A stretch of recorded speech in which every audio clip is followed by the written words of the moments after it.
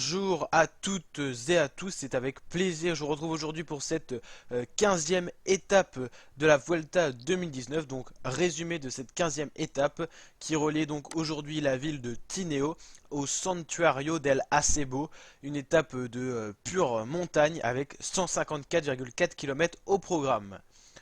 Alors, le profil de cette étape, on va le voir. 4 ascensions au programme et pas des moindres que des ascensions de première catégorie. Une grosse étape au programme. On a commencé par le Puerto del Acebo. Le Puerto del Corino était la deuxième difficulté du jour. Ensuite, on a enchaîné avec le Puerto del Pozo de Las Mureres. Et on a fini avec le Santuario del Acebo qui a emmené les coureurs à 1200 mètres d'altitude sur des pourcentages réguliers de 12% pour la dernière ascension du jour. On a eu le droit donc à une échappée avec pas mal de coureurs qui s'est formé. Dans cette échappée, on retrouvait des coureurs comme Marc Soler pour la Movistar, Seb Kuss pour la Jumbo-Visma, ou encore des coureurs tels que Vasil Kirenka, Geo Gunnart pour Ineos. Et en tout, on avait une bonne vingtaine de coureurs, donc on va pas pouvoir tous les citer. Mais en tout cas, il y avait des bons éléments, des bons grimpeurs dans cette échappée.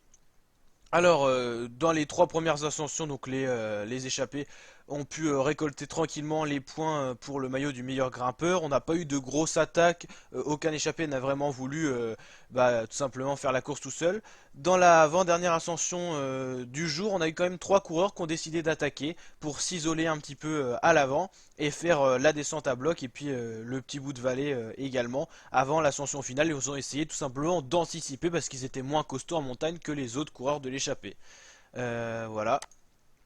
Donc au niveau de ces coureurs qui ont essayé tout simplement de fausser compagnie à leurs compagnons d'échappée, on avait Samitier pour le Euskadi Basque Country, l'espagnol.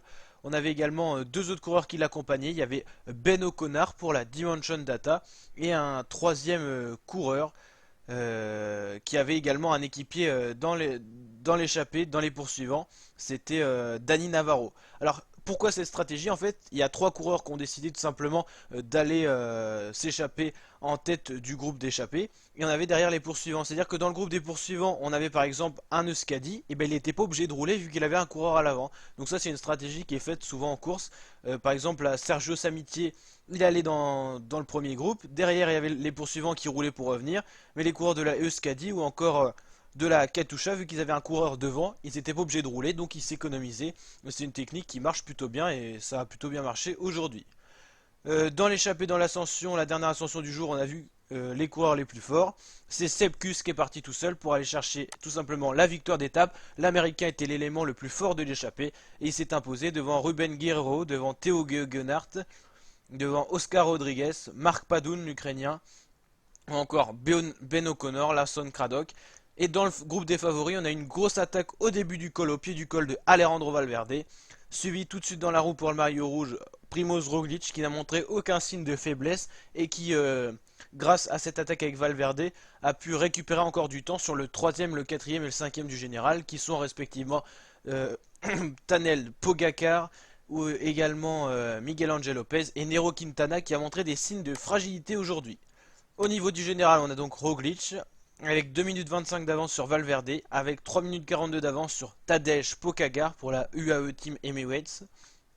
Ensuite, on a les deux Colombiens Angel Lopez et Quintana, Machka, Ede, Kelderman, Frédéric Hagen et Hermann Pechsteiner qui finissent ce top 10. Donc voilà pour cette vidéo, ce résumé.